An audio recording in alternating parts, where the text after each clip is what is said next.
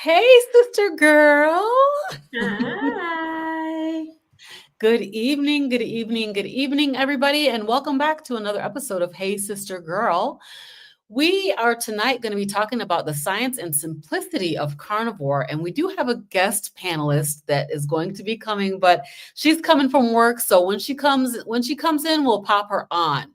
But I wanted to just let you know that throughout April, we took our sister girl community on a powerful journey, exposing health myths, unlearning lies we were taught about food, and rebuilding our foundation on truth, simplicity, and real healing. Welcome, Violet. Hello. Hey, sister girl. We're so happy that you're here. I'm happy to be here. Welcome, welcome, welcome. Am I hearing an echo? I hope not. Are you? I am. Let me just see. I'm going to continue on and we'll see how it goes. All right. Okay. So our first show in April was with Kendra. Do you guys remember her? Kendra's journey, her carnivore journey, she's now 90 days carnivore. Oh my gosh, amazing. I think she's 60 days now. So that was awesome. And then we went into debunking health myths that women still believe. So we exposed the plant-based myths that women have been sold for decades. Then the next show, we talked about motivation and why motivation sometimes is not enough. Why discipline and mindset are what really carry you through. And then today, we're super excited to be here with our friend Violet. And Violet is going to be here with us tonight. Welcome, welcome, Violet. Let me take you off mute. We want to give you an opportunity to. Oaktown Girl says your guest voice sounds like Donald Duck. We need to do another sound check. And yours too, Robin. What's going on with the sound? Okay, so I'm hoping mine is sounding okay now. What does it sound like? You sound like Minnie Mouse. Oh, hold on. I think it's so cute. It's darling though. It's funny because none of them are lit up. Maybe log out and come back in. Oh, they said it sounds like helium. Mm-hmm. I love it. I'm gonna try all the buttons and you tell me when it stops. Okay. So did it stop there? Nope. Did it get worse? No. It's the same. Okay, did it stop there? No. Did it get worse? It's the same. Can you log out, Violet, and log back in? I'm gonna try. All right. We'll see you in a sec.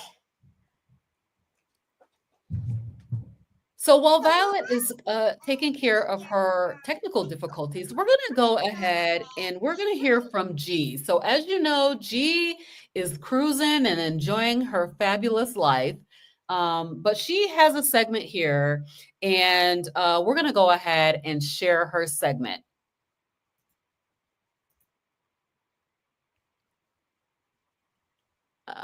Where are you at? I think it's this one. All right, there we go. Let's watch this. I wanted to make sure that I was here. Listen, y'all right up my alley. All right. If you're a woman who has ever starved herself on that 1,200 calorie, we'll take it even further. 600 calorie deficit, a water. Oh, sorry about that.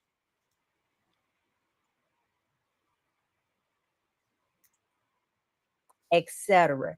You understand where I'm coming from. But here's the catch. We are a $1 billion industry. This is the part that gets me. They fed it to us and then they profit off of us trying to heal what's wrong with us.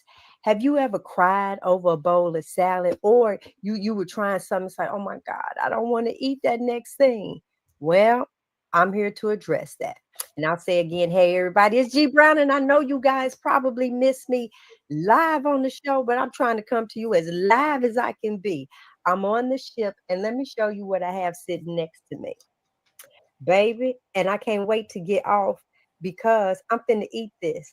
This is fat. This bowl was full, and I ate it. That's what heals me now. But let's talk a little bit more because, see, like I said, we are $1 billion industry in regards to weight loss. They have tried everything. I think of they have just tried to make money and money and money and more money off of us. Think about it. Okay. In this way, um, I feel that they found a way to make us sick, and some people have died from it. But they also have where they can treat our symptoms. You look at it. So let me ask you this. Have you ever tried to be a vegan? Or you are now thinking that vegan is it? Oh my God, y'all, I know I'm trying to increase my vegetables.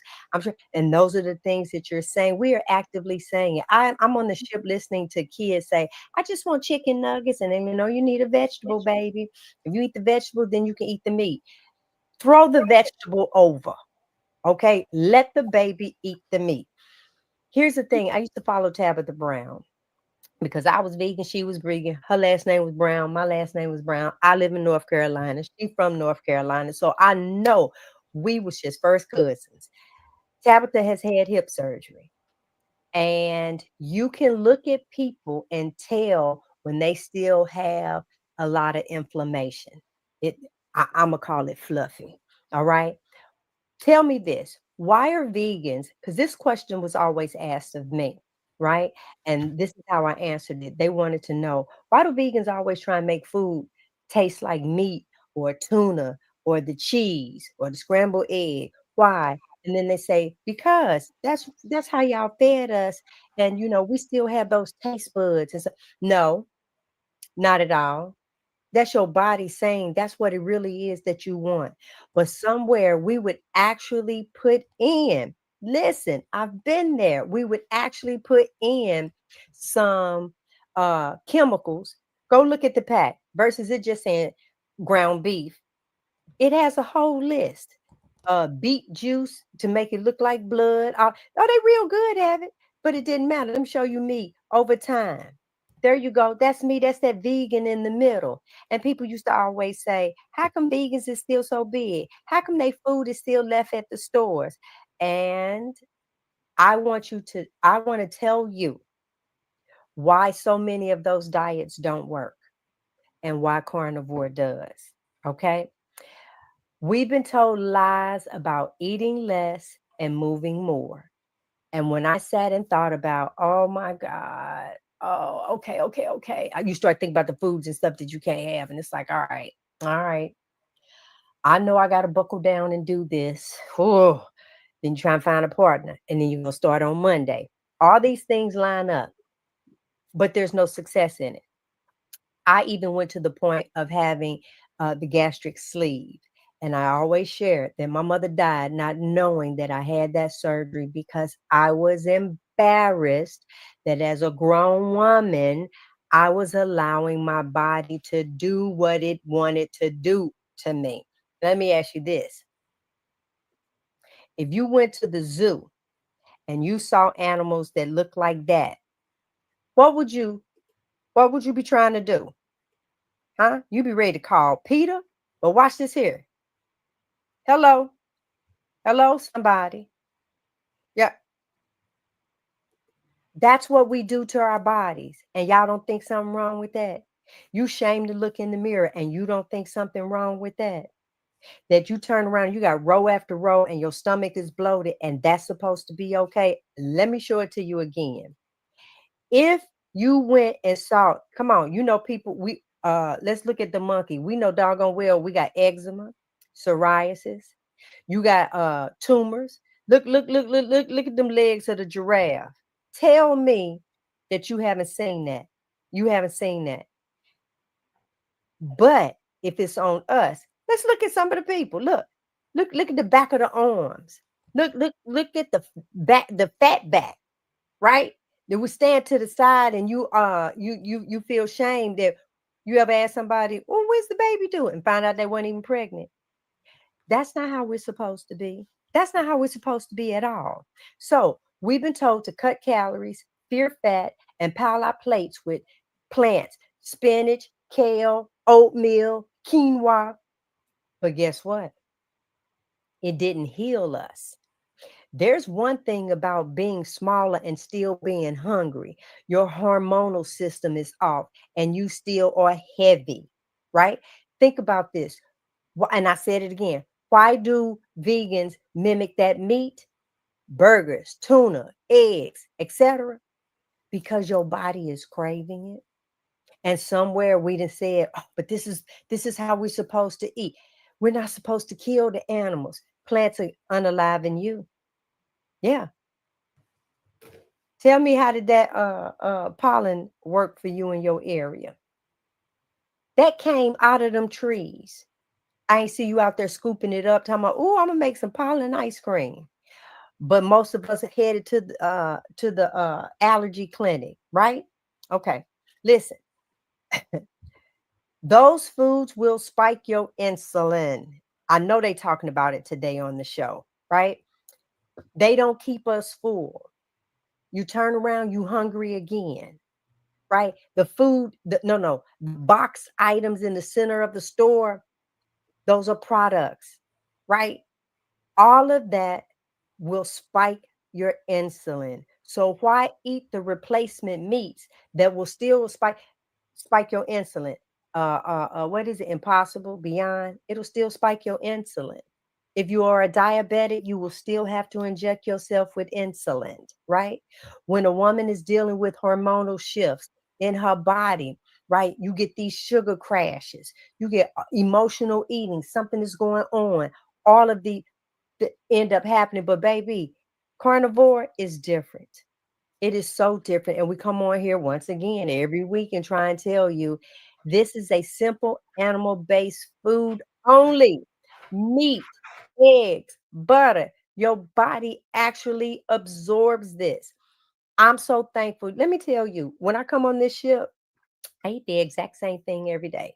For breakfast, they already know 3 strips of bacon and 3 eggs, and I just eat the yolk part. They do them over medium for me, and I take part off and I eat it.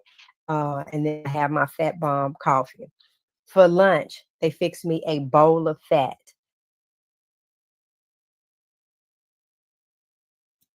All right, everybody. I'm going to stop it there because our guest is here and we're so grateful to have her with us today. If you Let's wanna hope I see her- sound normal. You do. I don't know, Valerie. We might have to take a vote. Do we like the other voice or this voice? You got choices now. Welcome. Hilarious.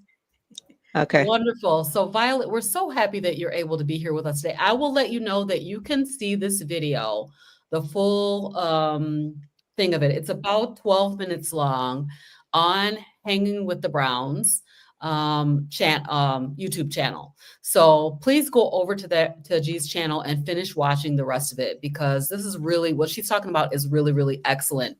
But I want to get our guest on, and I just want to say that I've been watching Violet for a long time. I was just looking at your channel to see how long you've been doing that. 6 years.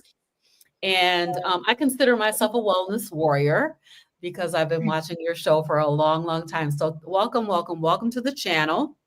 Welcome to our Hey Sister Girls show. You have literally helped thousands of people understand keto, carnivore on a deeper level. But before you became the expert, you had your own journey. So can you just share a little bit about how all of this got started for you? Okay. Well, we're going back then because it started probably when I was 6 months old. However, I'm not going to bore you with that much of a story. And just fast forward to when I was 23, I had joint pain begin. And that stayed with me until 46, when I was having hip problems. And, they throw around the hip surgery idea, but I wasn't a candidate yet, which was very frustrating to learn because, well, Yes and no. I was in excruciating pain. Mm. And that was what started my search for what's wrong with me.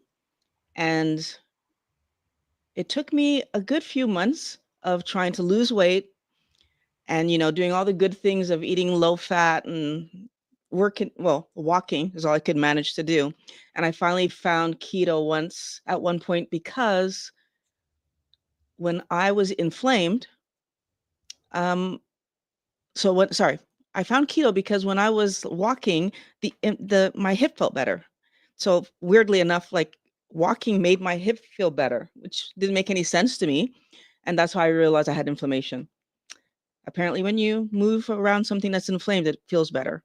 And that led me to question, how do I get rid of inflammation? And learned that sugar was causing my inflammation.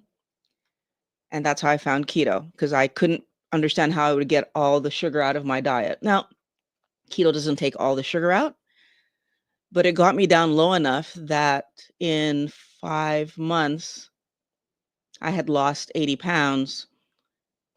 But more importantly, after 3 months, I was no longer in pain. Wow. And yeah, so carnivore came much later. Hmm. I've only been carnivore now for just over a year. Nice. And that's been easier. I don't like cooking. so so that's just made my life so much easier. Wow. So, did you have any struggles with getting so I've been carnivore for a little over 2 years now. Denitra, how long have you been carnivore? I've been carnivore-ish for about 3 years. I've Okay. learned a lot more in the last year and a half. I will say I've been super better at the knowledge. I will say that it continues to evolve. Like I've discovered beef fat. Yes. Recently. So, did you have any struggles with your transition to carnivore from keto? I had a struggle from standard diet to keto. That I lived 2 days of withdrawal, which for some silly reason we call keto flu. That's not what that is. Mhm. It's withdrawal. Mhm. So Mhm. I lived 2 days of withdrawal, understood that that was withdrawal, and decided I was never going to go back to that scenario. And I've been on that keto path ever since. There have been things that have knocked me out of ketosis because of lack of knowledge, but Yeah. not purposefully. I didn't take any cheat days or eat off plan or on purpose. Never. Going from keto to carnivore was easier because by the time I made that transition a year ago, I would say I was having two, hold on, 2 or 3 keto days per week, and the other days were carnivore days. So by the time I made that switch, I was pretty much, it wasn't hard. That's awesome. So, with your journey, I would like to really specifically zone in or target in on going on the carnivore diet, because I think that we believe that meat-based way of eating is a game changer. And Mhm. so, when you transitioned from keto to carnivore, were there any significant changes that you experienced? I was so more on the carnivore side than the keto side, that there were not many things that did improve, but I did have a few. I think the most important improvement was just digestion, because even with the little bit of veg that I still had left, like, you still have the ability to have gas and all this stuff, and like that just doesn't happen anymore, which is I find very nice. Yeah. I'm carnivore in the sense that I'm actually meat and salt. Okay, you're So like a you're yeah, all the way carnivore. yeah. So I don't do much spices, but when you eat out, you can't always avoid spices. And honestly, even those little bit of spices, I notice them. So Yes, I do same here. feel that the thing that carnivore really helped me to put my mind around was a conversation I had with someone early on. She said that meat was for like meat is food and like plants are medicine. And she said that maybe 5 years ago to me. And I still to this day believe she's absolutely right. Me Because I too. do see where when you ingest like any kind of plant, it's doing stuff. It's doing stuff that when you eat meat, it's you don't have these repercussions. Um, the reason that I actually decided to go carnivore in the end was a conversation I had with Dr. Chafee. And in that interview, he helped me to understand that there was no good reason for any of us to be eating plants. And it kind of was the last thing I needed to learn. Then I read Georgia Eads' book and Sally Norton's book. And in those two interviews, again, just reinforcing that plants are not doing anything positive for us. As a matter of fact, every single plant, even the most innocent looking plant, has something going on. So Right. just very interesting to me. That is so fascinating. I mean, I think that we just came, Denitra came here to Michigan. I live in Michigan. And she came here and she did a health talk for my church. And I think that's one of the things that you said, that the plants are just, there's no reason. Go ahead, Denitra, because there's no It reason blows for my us. mind. So welcome, Valid, and I am. You've given me something to strive for, which is meat and salt only. Oh my God. Right. So, first of all, thank you for joining us and sharing your story. What I'm really curious about is when a person, you mentioned Sally Norton, which I'm a fan of. I've spoken about her often. As a matter of fact, our last show was about the deadly plants that we struggle as a people to understand. When I say as a people, I mean all people who we've been fed this gospel that plants are so good for us. And it's hard for people to recognize that it's just not the case. There is no place in our body to metabolize plants. And I love where you said no gas, right? Simply because what we don't understand is that when we eat plants and we think that it's regulating our bowels, essentially what the body is doing is trying to rid itself of what it does not want. The body is never going to try to get rid of something that it does want, that is good for it. It is only going to get rid of what's not good for us. And so my question to you is, can you walk us through, like, when a person goes from what we think of these healthy carbs? I love the way Sally Norton says, toxic superfoods, right? These things that we've been told are superfoods are now what I call super toxic. And when we move from that and just go to meat and fat, I love the way you said, stop calling keto flu. It is essentially you are withdrawing from sugar, Yes. basically. So if you could talk to us about that a little bit, that'd be awesome.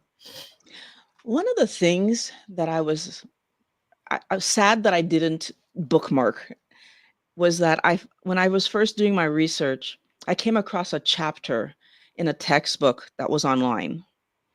And in reading the chapter, what was being reported was that the way that our biology works, when we eat plants, the reason that we end up going to the bathroom is because our stomach prioritizes pushing through the sugar because it's not necessary.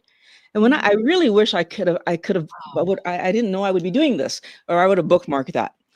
But that was one of the first things that kind of stood out to me as why there's so much of a stomach disturbance. But then the next thing that I remember reading, and actually I didn't read it, was I watched it in a video from Dr. Mags.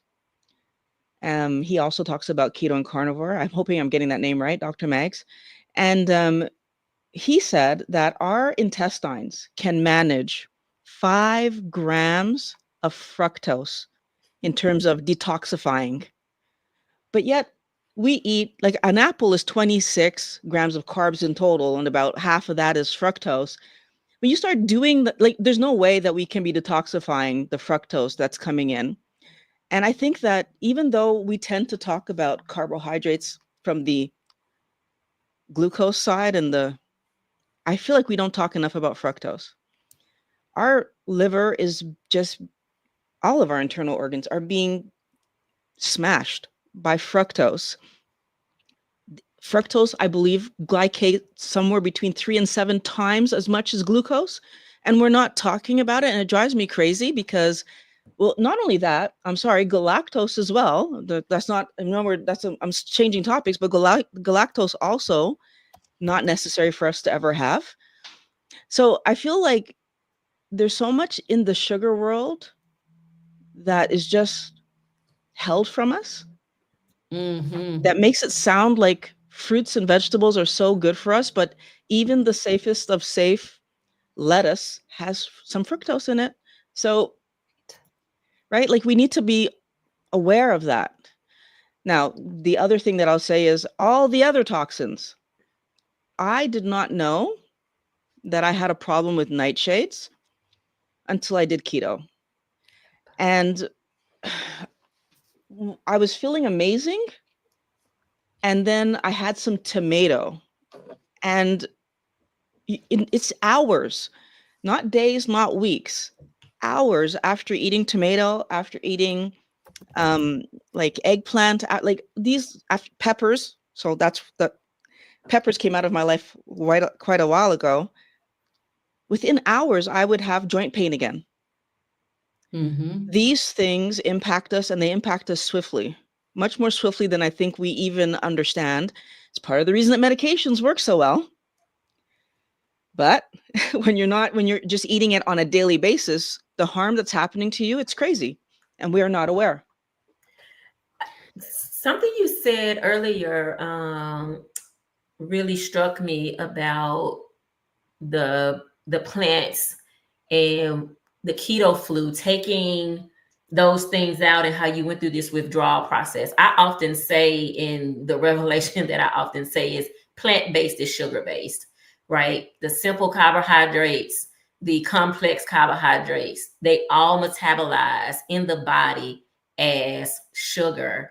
And I think that's a struggle for people because we've been kind of taught that there are some good carbs and some bad carbs, and that the bad carbs are the ones that taste sweet, right? And the other ones are not the bad carbs.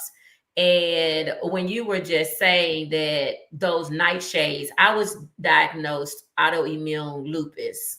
And that was one of the first things that I started to learn was a problem. Even when I took the sweet sugar out, I learned that just the ones that you named were so impactful to my pain levels were tomatoes, white potatoes, eggplants. I mean, the ones that Robin just put on the screen. Like I was wept up. I ultimately had shoulder surgery from inflammation. My joints were killing me. Like things were hurting on me that I didn't even know they were like places in my body, right? Mm-hmm. And so when you have this conversation with people who are suffering right now with autoimmune, and you try to say that to them, I mean, they are being highly encouraged to eat more fruits, eat more vegetables, and take out the meat. And it just pains my heart to pieces, right? And so how do you we know you've helped thousands of people. Like, how do you have that conversation with a person that is just on the brink, right? I am in so much pain and I'm trying everything that I think. And so now I've just bought into this pain and I'm just managing it. Like, how do you help a person understand that you can take these things out and try it? Like, what would you say to a person? I think I would start before that, because Okay. I think we're used to being in pain. Like I know I was. I lived 23 years in pain. And you get used to it and you push through and you do stuff. So I would start before that, because what we don't realize is that we're addicted, which is a different thing. So the reason that I still focus on the sweet stuff is helping people to understand that that's what actually is grabbing you. So sugar, when we taste sweet, it actually spikes insulin, whether it was sugar or not, first of all. But second of all, when you actually get some sugar in, that dopamine hit that's happening is real. And if you don't know that it's real, you might actually believe you like sweet things. You don't like sweet things. It pisses me off when people talk about, I just like that. No, you don't. Because it would be like some alcoholic saying, I like alcohol. No, you don't. You wouldn't ruin your entire life over a drink. And we are ruining our lives over an apple? Seriously? But why? Because it tastes sweet. Yeah. That's why. Bananas taste sweet. Kiwis so we end up ruining our life because what we don't understand, but companies know, is that if you eat sweet things, then you're more drawn to the real garbage. And I'm making that distinction because I think that any packaged thing is garbage. Stop eating it immediately. But you can do okay on keto while you're transitioning to carnivore. You can. I lost all the weight and healed my body still eating plants. I made the change because it made sense to me. That was a intellectual decision I took. I wasn't feeling bad and I could still be keto. I wasn't feeling bad. But I do think that once you understand that plants don't have a place in our diet, why would you keep eating them? And I really do think that we need to teach our children better than we've had. And even if you're struggling as a mom, don't feed it to your kids. Even if a dad, don't feed it to your kids. If you hear one thing that I say today, stop feeding this garbage to your children. They don't need it. Wow. So I appreciate all that you're saying. I mean, it just reinforces all the things that we say on this show on a weekly basis. And I love that there's another voice that is having this wonderful experience. One of the things that I too say is that there is some transition. We didn't arrive here as carnivore. There is a transition period, as you were saying, that it just starts to make sense, right? For me, it is reading the science. The science says to me that my body only needs to have protein and fat to thrive, that carbohydrates in any form are irrelevant. But I love the way you talked about it in a way as a medicinal, right? That it does have some medicinal purposes. But what I often ask people is, if you're not sick, you don't need medicine. It would be like taking an antibiotic after your bacteria infection is cleared up and you like the way you felt those 14 days and you make a conscious decision to say, oh my God, this was so good for me while I was sick. I'm going to keep taking them now for the rest of my life. Eventually, the damage is going to start to happen because it is not a true source for the body. The other thing that I would say about it being medicinal for me, and again, God gives me these like simplicities to help me keep on this journey. And one of them is the reason why plants work as a medicinal property is because it is literally getting up there, shaking up some stuff to fix some stuff, right? It's like it's worse than the stuff that you got. So now I'm gonna come in as the overarching enemy to tear up some stuff to regulate, right? And so what I want to ask you about next is, how does carnivore kind of like reset hormones, blood sugar, and digestion? And really, we don't have to think about it just as carnivore, but I will say thinking about it as taking these, what I would say are these foreign substances from your body. How does that start to do the regulation, you think? How does that start to do the healing? I love the road to health. Before I go there, I just wanted to say something to what you said a second ago. Sure. You said that eventually the plants are causing problems immediately. I just want to make sure we all understand that. You eat a plant, it's doing something. The same way that you take a medication, it's doing something. It's immediate. Now, our body is amazing at keeping us healthy. And what it does is it corrects as much as it can correct as quickly as it can. But eventually, we end up eating so much of the stuff so regularly, it takes over. So I just want to just clarify that because I think sometimes, again,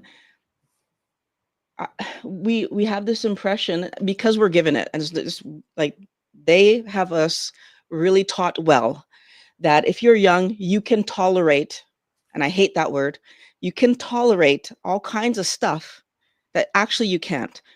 And it's the reason that there is such a thing as a Montreal Children's Hospital, because kids can't tolerate what we think they can tolerate. Okay, so going to what you asked me about with regard to how does carnivore help us to heal, our body's amazing.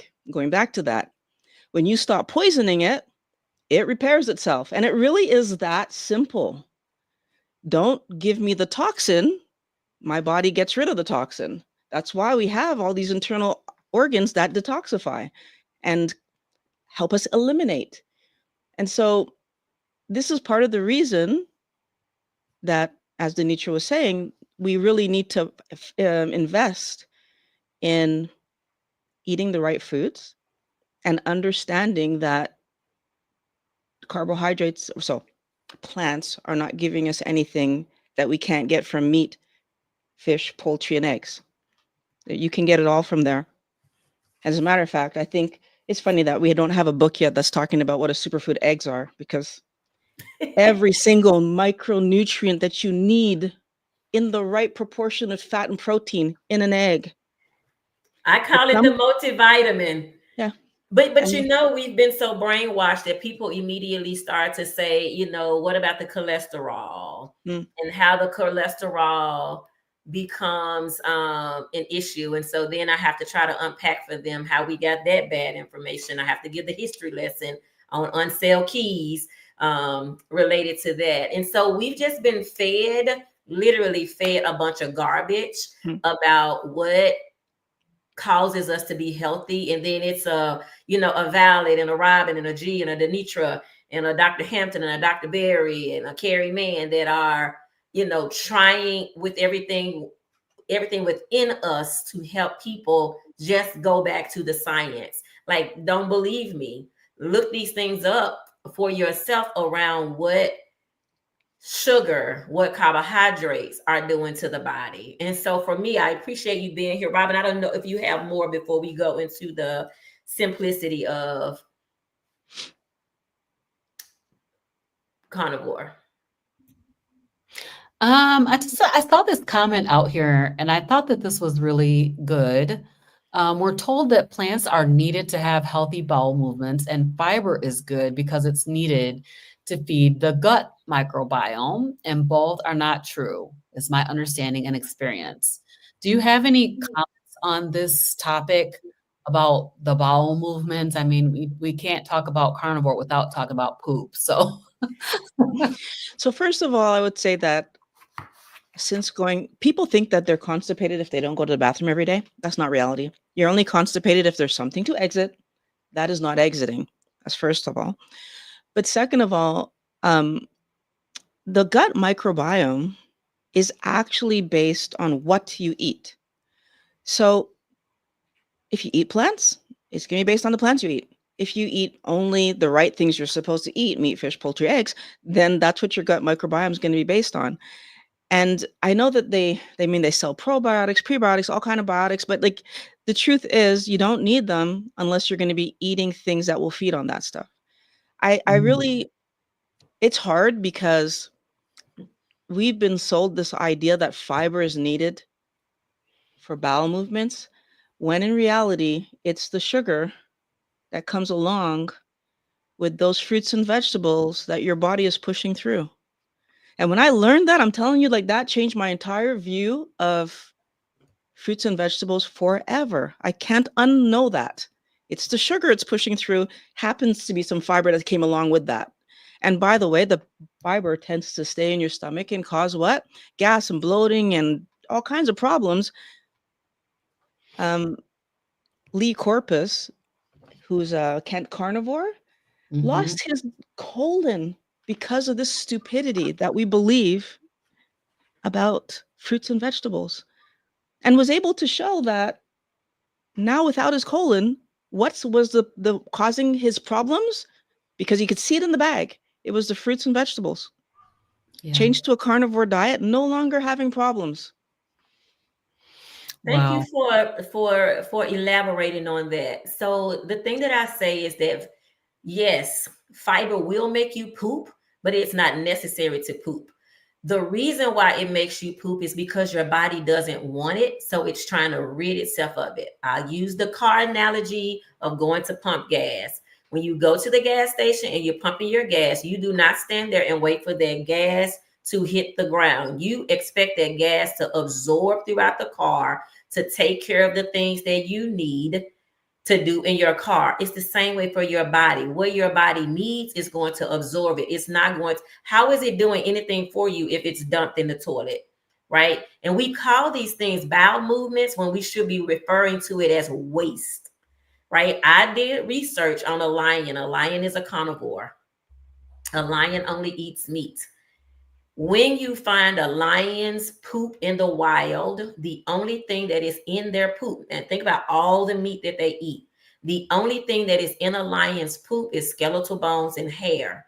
That is what he ran through as he was trying to get the meat. And that is all that was wasted out of him because his body could not use it. So it is with us. That is what ends up in the toilet, is the thing that our body could not use, right? Anything else, when we talk about this 5 grams that you mentioned earlier, Violet, this 1 teaspoon of sugar that the body, anything over that, because we cannot get it out in one poop setting, then that is what is stored on us as inflammation. The body is not using that. It is stored on us as inflammation. The only time it becomes something that is used is when you put your body in a state of ketosis and your body starts to pull from that then. But any other time, and you continue to feed your body that, it is storing on you. It is a storage. So I see there's another question, Robin, that we need to answer. So Jazzy Jude says, in doing just meat and water, do you have any BM issues? I ask because I do not have a gallbladder and I get constipated. I want to add on to this because I'm coaching a young lady who got constipated. And so what she did to try to deal with the constipation was to add a little bit of veg, some kimchi, some avocado. And I was of the mind that you should increase your fat in order to deal with, if it's true constipation where you need to have a bowel movement, there is waste present, and you're not able to eliminate that. What should be added is fat. So what is your thought on this question? I'm going to put it out there to anybody who's listening right now who's still doing a standard diet. And for most of us who are keto and carnivore, remember when we had a standard diet, what was making you run to the bathroom sometimes is having a big fatty meal. So yes, I agree with you. Like we've all lived that experience where you eat too much fat and you're in the bathroom. I think that if you don't have a gallbladder, Dr. Chafee does point out that it's a slow and steady adding a little bit of fat to your diet to help your body start regulating it differently. But according to what if I remember that interview well, he mentioned that some people even have their body like kind of regrow a little pocket that can hold the bile. Or sorry, is that right, Red? Bile? I think so. But Yes, you like your body adjusts. And so regardless of whether you regrow something or not isn't really the point. The point is your body will adjust as it does for everything. It takes about 6 months, according to Dr. Fung, for us to recalibrate when we change our diet, which is why when people go on a low fat diet, they stop losing weight after about 6 months because their body readjusts and now they're back in a homeostatic state. And it's the same thing that's going to happen with everything you do. So one of the best ways to make sure that you're achieving your goals is to kind of change it up a little bit also in your diet in terms of how much, like not just eating the same amount of fat at a very straight line all the time and have a little more, have a little less. But that tends to happen if you're changing your meats anyway. So, I mean, again, in the wild, we wouldn't be calculating all these things. We'd just be eating the animal. We would. That's another thing that I want to just touch on talking about plants.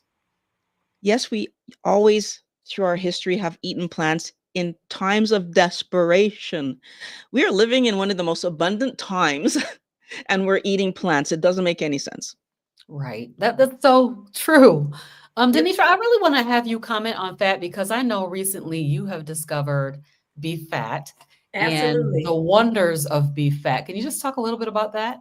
Yes. So let me start by saying that carnivore, or the lack of sugar way of eating, is a healing protocol. That means that we first must admit that there is some sickness there, right?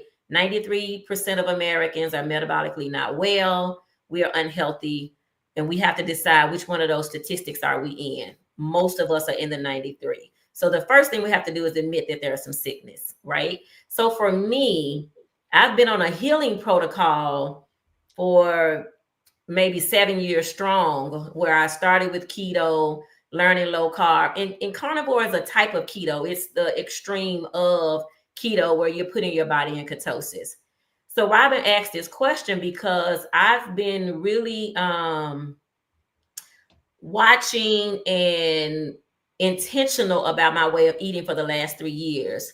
But I've kind of had this rodeo around moving the scale, if you will. I've seen the composition of my body change. I've seen my clothes size go down, but the scale has still been lingering where I've been really committed to doing this.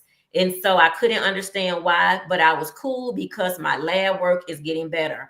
I'm getting smaller. I went from a 24 to, now I can wear a 12 and a few 10. So all of those things are working in my favor.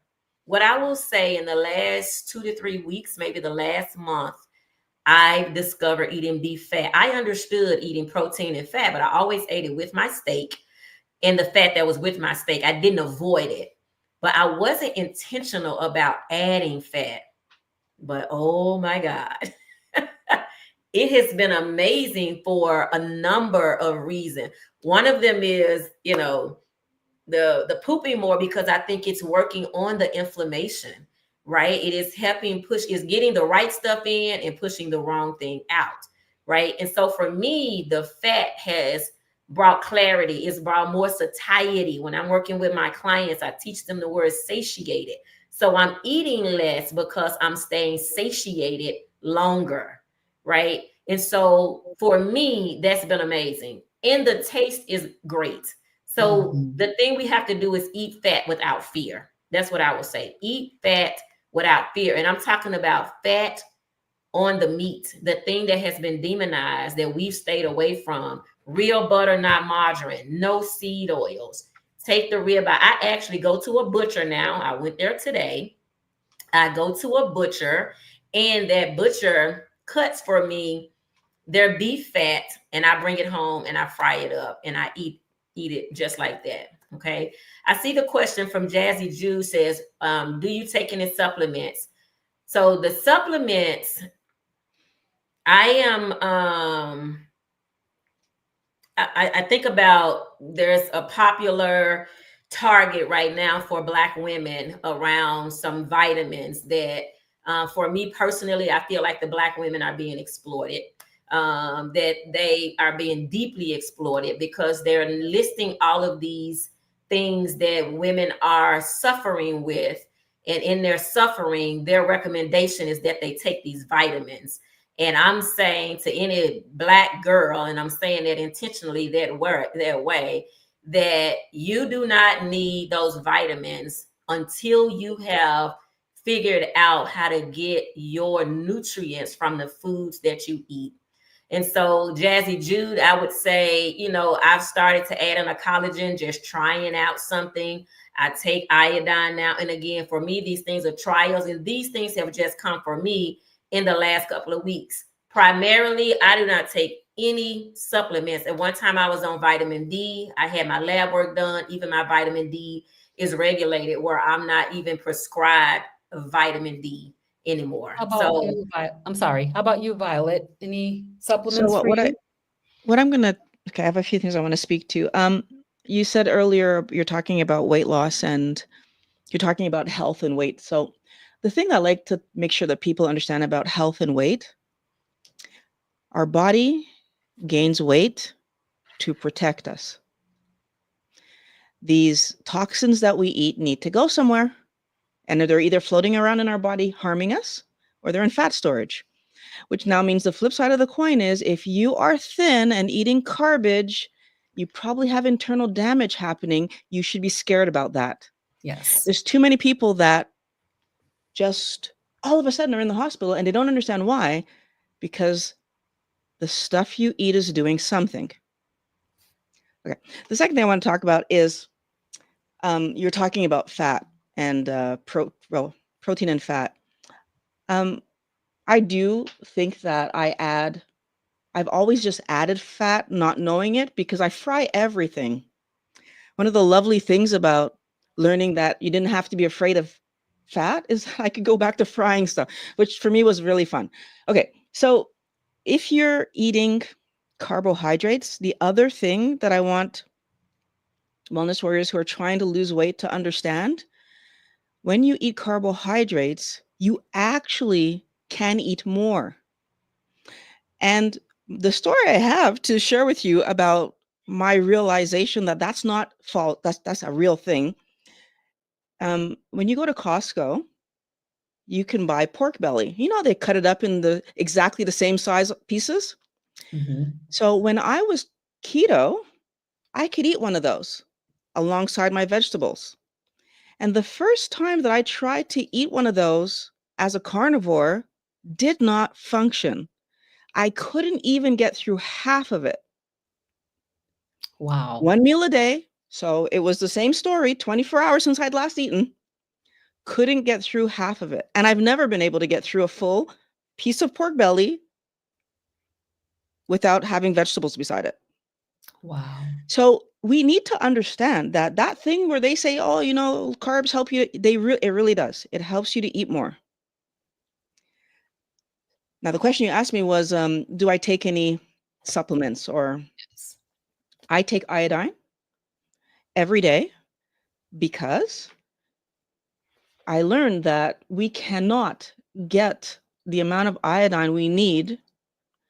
First of all, they tell us to use not to use so much salt, and that's the only place that that is even so you can't get it there. But even Dr. Barry put up a video recently explaining how iodized salt doesn't actually have any, doesn't have enough, even if I want to say enough, but Yeah. iodine in it for us to give us any kind of benefit. And so I took that seriously and have been taking iodine, and apparently you can't take too much of it. So I'd rather err on the side of getting a bunch and let's see what happens. But I've been feeling much better since taking it. And Yeah. that's interesting because I didn't know that I wasn't, it's one of those things where every time you do something, you level up. I didn't know that I wasn't thinking clearly till I started keto. And I Yep. think for a living, just pointing that out, I think for a living, I didn't know I wasn't thinking clearly until I started keto. That upset me. Yeah. Right. I didn't know I could feel good till I started keto. That upset me. But every time you do something and you improve, then you want to hold on to it. And I'm encouraging every wellness worker, when you see an improvement, write it down, put it on your mirror, put it someplace you're going to see it all the time to remind yourself why you're not going back to eating garbage. If you do that for yourself, you have a better chance of sticking with it. Awesome. Awesome. Awesome. We have another question. So when you add fat, please give an example. How? What are you adding? Butter? For me, I Yeah. fry everything. What are Everything. you frying in? I fry in butter, tallow, lard, bacon fat. Yeah, I used to use plant oils. Again, Dr. Chafee conversation. And also I had an experience. I forgot about that. So I used to have like dry skin on my hands, and I have a video about that on my channel. Out of just coincidence, I put butter in my coffee, but I used to put coconut oil sometimes just to change the flavor. As a matter of fact, I used to put like half butter, half coconut oil, or half ghee, so I would play around with it just to taste the flavor. And for a little while there, I got tired of coconut oil and I just stopped putting it in. I don't remember how many months it was at this moment, but when I brought it back, I hadn't even noticed my hands got better. These are the things that happen you don't realize. But when I put it back, I noticed my hands got bad. And it was like, wait a minute. And then I did a little test because I'm crazy. So I stopped using it again for a little while. And then I brought it back, and lo and behold, my hands got bad. So at that moment, I was like, yeah, I'm done with plant oils. And I've been done with plant oils. So Amazing. that's the experimenting part that you continue to do as a part of your evolving, right? As a part of um, trying to heal yourself. What I say to women and men is that what's happening with us should not be a mystery, right? We know what it takes to make our car go. We know what we would not do to our cars in order to keep them functioning properly. We have to be just as invested in knowing about our bodies. And so for me, the adding of the fat now, even whether it's trying butter in my coffee, whether it is adding, cooking beef fat and eating the additional fat, fat should be a priority, right? The body thrives on protein and fat. Those are the only essential nutrients that the body requires. Macronutrients are those two things. There are some micronutrients that we also need relative to electrolytes, but macro, protein and fat are the things that you need. So I want to give Violet an opportunity. I'm going to talk about Simple Carb because the question we get when we're off the show is how do we keep it simple? So I'm going to talk about simple, but Violet, I want to give you an opportunity before I go to close with this. If you have one last word that you'd like to share with our audience, and then I'm going to take us out with talking about how to keep it simple. The thing that I would want everyone to think about is that your health matters more than anything you'll ever have. We have one body to get us through this world, and companies are putting stupidity in front of us to make money that's harming us. And if we can do anything to help ourselves, it's looking at what we call food and stop calling, first of all, anything with more than one ingredient is not food. Anything that's processed down is not food. We need to focus our attention on meat, fish, poultry, eggs. That's what we need to focus our attention on. And if you do that, understand that everything else you put on your plate is for fun. That's what it's for. And I don't play with my food anymore. I'll be honest with you. Meat, fish, poultry, eggs. That's it. So I have a channel. It's called The Road to Health. And you guys, if you want to come over, I actually have a video about cholesterol coming up on Wednesday. You want to check it out. Hopefully it's going to help some people to do better for themselves. But my channel is all about that. It's about understanding the tricks that these companies are using to get you to go against what's good for you. We're giving them our health in exchange for stuff that's not even worth it. It's not worth it.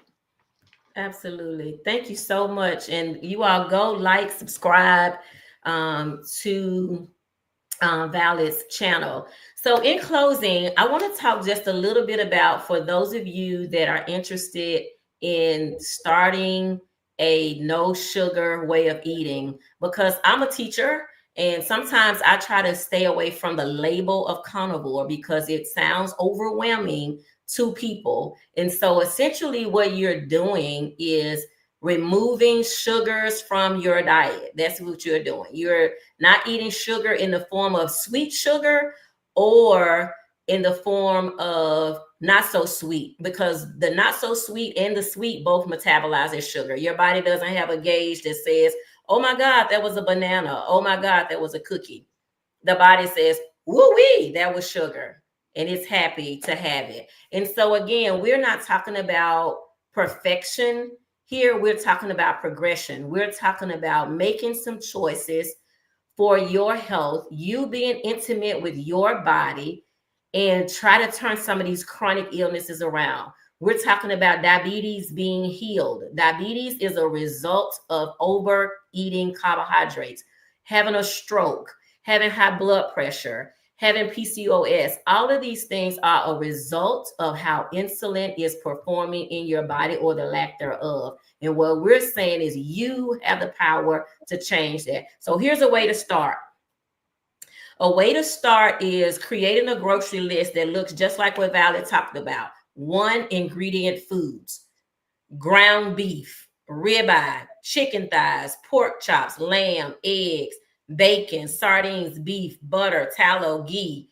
You can get Redmond's real salt, you can get Celtic, and you want water. Those are simple ingredient foods that satiate your body. Your body is craving those things. You don't need a side item to go with that. If you're eating beef and you want a side item, get some shrimp, get some scallops, eat a boiled egg. Salads are the side items are man-made to make more money, as Violet is saying, for us to because they don't want to feed us meat because of the cost. When you go to these restaurants and you get this huge salad, you've just eaten a bowl of sugar with a little piece of meat on it, right? So the other things that you can do, eat when you're hungry. Figure out what your hunger is. If you are truly hungry, your body is not craving what's in the snack machine. Your body is craving nutrients. And what gives you nutrients is meat. So if you are truly hungry, your body would be happy having a burger patty, having a steak, eating a boiled egg. That is going to satiate your body. It is going to be in a state of, right? When you go to the snack machine and you're saying, oh, I was hungry, I needed something, I just need to put something on my stomach. That's not good, because that was an emotional act that you just did. There was some emotions attached to you in the snack machine and a taste. As Violet said, that's what we struggle with, is that I told my son today, if I could eat the things that I like to taste and it didn't have to go past my tongue, I could eat a lot of stuff. But the only way I can get that taste is that it keeps going down, and then it ultimately causes issues for me. You want to drink plenty of water, but you also want to make sure you're getting your electrolytes. We mentioned the keto flu, which what we call on this show is sugar withdrawals. Think about it. Carbohydrates. Listen for the word hydrate. That sugar is dehydrating you. You must replenish hydration by giving yourself potassium, magnesium, and sodium back. Salt is not your enemy. You need salt, but you don't need table salt that has sugar in it. Okay? All right. And then you want to eat until you are satisfied, not stuffed. You just want to eat just like you go pump your gas tank. There is a certain amount that your gas tank can hold, and anything over that is going to run over the side. And that's essentially what happens when we overeat, is running over the side. And that's why our sides look like this. I'm talking about my sides, not yours. All right. And so we also are not calorie counting. On another show in the future, we will deal with why calorie counting is flawed. You should be counting carbohydrates and then reducing that to how much sugar you're having, and realize that you're eating more than a teaspoon of sugar a day, and your body is in a hyperinsulinemic place when you do that. It is on sugar overload. Okay. And so these are just some simple tips to get you started. Fat and protein are all that you need. You don't need carbohydrates at all. It is non-essential. As a matter of fact, this is what I say, and I'll end with this, is that you can eat less of them and you will live better. The things you want to avoid starting this journey, you want to avoid fruit. It's nothing but sugar. I know that is a tough pill, literally, to swallow. Vegetables are full of oxalates and lectins. Vegetables do not want to be eaten. So they are doing everything in their power to keep you from eating them. They are not your friend. Nuts and seeds are high in oxalates. Grains put you on a roller coaster. This fiber that you're being encouraged to eat is tearing up your insides. Vegetable oils and any kind of fake meats. And here's the thing, ultra processed foods, y'all, all started as plant-based stuff. They are manipulated plants that give us these packaged foods. They have manipulated plants to make them. So anything, as Violet said, well, all of these ingredients on the back. Remember, I often say, last statement, they tell you nutrition facts on the back. You must be smart enough to know that if they said facts, there's a lie somewhere. And that which you're eating is a lie. It is not food. It is a food product. It is a chemistry project that they're trying on you. And so I'm going to turn it over to Robin to take us home. Violet, thank you so much for joining us. And you're always welcome to be here with us. Awesome, awesome, awesome. Thank you, ladies, for a great show. We really appreciate you, Violet. I can tell you, I'm so super excited to actually meet and talk to you because I've been watching you for a long time, but I never got a chance to meet you. So I'm so glad that you're here. So happy to be here. We're just wrapping up this month. And I think, Denitra, are you taking the next month? It's G's, actually. It's G's month. Okay, so it's G's month coming soon. So I hope you guys have enjoyed this month, this variety pack that we have had this month in the month of April. I want to give you guys a challenge for those of you who are not yet on your animal-based way of eating. We want to encourage you to try 7 days of simple carnivore with just meat, salt, and water and watch what happens. So we want to just challenge you and encourage you to try it because I think that's the thing is people are, it's overwhelming before you try it. But once you try it, it's a game changer. All right, you guys, we will be One last thing, Robin. Sister Girl group. Sorry, that's all. Oh, I'm yes. put it in the chat. My bad. That's all. Yes, I posted up at the very beginning of this chat thread the link to our Hey Sister Girl group. We would love to have you. It's on Facebook. So come out and join us, be part of that group where you can be part of a community of support. And we are there to help you. Denitra just posted it again. So, all right, you guys, we'll see you back next week. Same time, same place for Hey Sister Girl. All right. Bye, everybody.